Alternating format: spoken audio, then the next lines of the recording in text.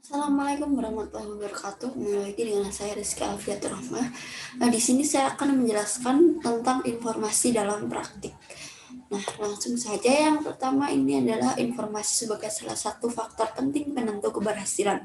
Nah, diketahui pada tahun 1961, Ronald Daniel dari McKinsey and Company memperkenalkan istilah CSI atau Critical Success Factor, atau yang artinya faktor penting penentu keberhasilan. Nah, dalam industri asuransi, CSF diidentifikasi sebagai pengembang personal manajemen agen, pengendalian personal administrasi, dan inovasi dalam rangka menciptakan produk-produk yang baru. Nah, yang pertama sistem pemrosesan transaksi. Nah, ini adalah gambaran dari sistem pemrosesan transaksi di mana dia akan berfungsi untuk mengumpulkan data yang menguraikan aktivitas perusahaan, dan dia akan mengubah data tersebut menjadi informasi dan disediakan kepada para pengguna yang ada di dalam maupun di luar suatu perusahaan. Nah, yang selanjutnya ada tujuan sistem. Nah, kita akan menggunakan DFD untuk mendokumentasikan sistem. Nah, unsur-unsur lingkungan dari sistem distribusi adalah pengguna, manajemen, pemasok, dan juga persediaan. Nah, pengguna ini akan mengirimkan data mengenai pesanan dan sedangkan pemasok dia akan mengirim data mengenai pesanan pembelian, dan untuk manajemen dia akan menghasilkan laporan-laporan keuangan standar akuntansi. Selanjutnya, subsistem utama dari sistem distribusi. Nah, untuk mendefinisikan batasan sistem unsur-unsur lingkungan dan antarmodanya, kita memerlukan identifikasi 3 sistem utama. Nah, yang pertama ada pemenuhan pesanan pelanggan. Lalu yang kedua ada memesan persediaan pengganti dari pemasok. Dan yang ketiga ada pemeliharaan buku besar dari manajemen. Nah, selanjutnya sistem yang pertama, sistem yang memenuhi pesanan pelanggan. Nah, dalam sistem yang memenuhi pesanan pelanggan, itu ada 4 sistem utama dalam pemenuhan pesanan pelanggan. Yang pertama ada sistem entry pesanan, yang kedua sistem persediaan, dan yang ketiga sistem penagihan, serta yang terakhir adalah sistem piutang dagang. Nah, ini panah-panah ini akan terhubung ke dalam lingkaran-lingkaran kecil yang berisi angka. Nah, ini adalah yang disebut dengan konektor. Nah, konektor ini akan menunjukkan arus data ke DFD yang lain. Misalnya ini ke nomor 2, berarti ini masuk DFD transaksi kedua. Nah, sistem yang memesan persediaan pengganti. Nah, untuk sistem yang memesan persediaan pengganti ini ada 2 sistem. Yang pertama sistem pembelian, dia akan mendapatkan data pembelian dari pelanggan dan juga dari pemasok. Lalu ada sistem penerimaan persediaan, lalu akan diterima persediaan yang sudah dibeli dari pemasok lalu dimasukkan dalam ruang persediaan bahan baku. Dan yang ketiga sistem utang dagang, dan dia akan membayar sejumlah yang dipesan, dan juga dia akan membuat buku besar utang dagang. Selanjutnya sistem yang menjalankan proses buku besar. Nah, sistem buku besar atau General Ledger System adalah sistem akuntansi yang menggabungkan data dari sistem-sistem akuntansi yang lain dengan tujuan untuk menyajikan gambaran keuangan operasi perusahaan secara gabungan. File yang membuat data akuntansi yang telah digabungkan itu disebut dengan General Ledger atau buku besar. Nah, terdapat 2 subsistem terkait. Nah, yang pertama ada subsistem memperbarui buku besar atau update General Ledger System. Dia akan membukukan catatan-catatan yang menguraikan berbagai tindakan dan transaksi ke dalam buku besar. Yang kedua ada sistem pembuatan laporan manajemen atau Prepare Management Report System. Dia akan menggunakan isi buku besar untuk membuat neraca dan laporan-laporan rugi serta laporan-laporan lainnya. Nah, selanjutnya ada sistem informasi organisasi. Nah, ini adalah diagram yang menunjukkan bagaimana berjalannya untuk menjalankan proses buku besar.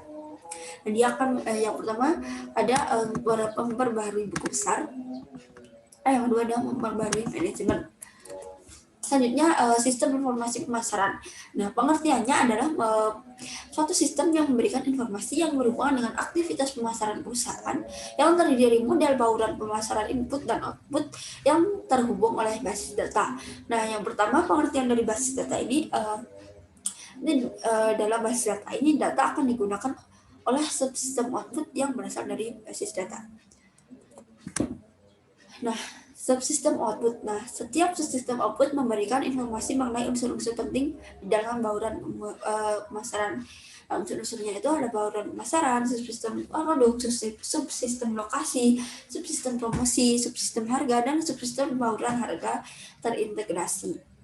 Nah, untuk subsistem input, subsistem input ini akan mengumpulkan data dari sumber-sumber internet dan lingkungan lalu masukkan ke dalam basis data. Nah, selanjutnya sistem informasi sumber daya dan manusia dan manufaktur.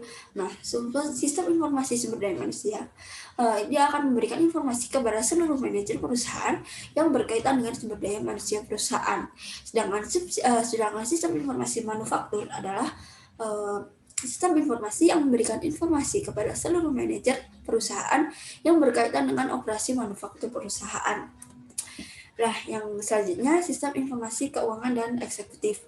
Nah, sistem informasi keuangan dia akan memberikan informasi kepada seluruh manajer perusahaan yang berkaitan dengan aktivitas keuangan dalam perusahaan. Sedangkan sistem informasi eksekutif adalah suatu sistem yang memberikan informasi kepada para manajer tingkat yang lebih tinggi atas kinerja perusahaan secara keseluruhan. Nah, selanjutnya manajemen hubungan pelanggan. Nah, manajemen hubungan pelanggan atau CRM adalah manajemen hubungan antara perusahaan dengan pelanggan, sehingga baik perusahaan maupun pelanggannya ini akan menerima nilai maksimum dari hubungan ini. Strategi ini menyadari bahwa membina hubungan jangka panjang dengan pelanggan adalah suatu strategi yang bagus. Mengapa? Karena mempertahankan pelanggan yang sudah ada biasanya akan lebih mudah daripada mendapatkan pelanggan baru. Nah, oleh sebab itu perusahaan itu melakukan upaya-upaya untuk memahami para pelanggannya sehingga kebutuhan mereka akan dapat dipenuhi dan mereka akan tetap setia kepada perusahaan kita. Selanjutnya ada data warehousing. Nah, karakteristiknya yang pertama dapat diambil dengan mudah. Yang kedua, kapasitas penyimpanannya yang sangat besar. Yang ketiga, data diakumulasikan dengan menambahkan catatan baru, bukannya dijaga, tetap paling mutakhir dengan memperbarui catatan yang sudah ada dengan informasi terbaru. Dan selanjutnya, data sepenuhnya digunakan untuk pengambilan keputusan dan tidak digunakan dalam operasi perusahaan sehari-hari. Ini adalah model sistem data warehousing. Sumber data, lalu area pengumpulan, ada penyimpanan data, lalu ada sistem menyampaikan informasi, lalu ke pengguna. Nah, bagaimana data disimpan dalam tempat penyimpanan data warehousing? Nah, seluruh data mengenai subjek tertentu disimpan bersama dalam satu lokasi. Nah, biasanya berbentuk tabel. Nah, dalam data penyimpanan data warehousing terdapat dua jenis tabel yang disimpan dalam tabel-tabel terpisah, di antaranya tabel referensi dan tabel fakta, paket informasi, dan skema bintang. Pelayanan informasi dan olah. Penyampaian informasi itu adalah unsur terakhir dalam sistem data warehousing. Unsur terakhir dalam data warehousing adalah sistem penyampaian informasi yang mendapatkan data dari tempat penyimpan data, mengubahnya menjadi informasi dan menjadikan informasi tersebut tersedia bagi pengguna. Nah, sedangkan OLAP ini segala jenis peranti lunak dapat digunakan untuk menarik data dari penyampaian data dan mengubahnya menjadi informasi. Terdapat dua pendekatan untuk OLAP. Yang pertama dari OLAP yaitu menggunakan suatu sistem manajemen basis data rasional standar, dan juga MOLAP yaitu dengan menggunakan suatu sistem manajemen berbasis data khusus multidimensional. Nah, selanjutnya menempatkan data warehousing dalam perspektif. Nah, kebutuhan akan data warehousing itu akan selalu ada sejak dulu.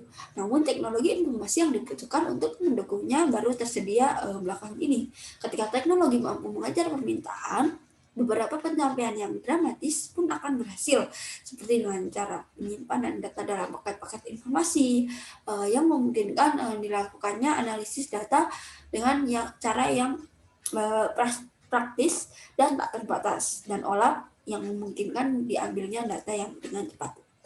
Selanjutnya ada data mining. Nah, data mining ini adalah proses menentukan hubungan dalam data yang tidak diketahui oleh pengguna. Nah, data mining ini akan membantu pengguna untuk menemukan hubungan dan menyajikannya dengan cara yang dapat mudah dipahami. Nah, sekian dari saya. Wassalamualaikum warahmatullahi wabarakatuh.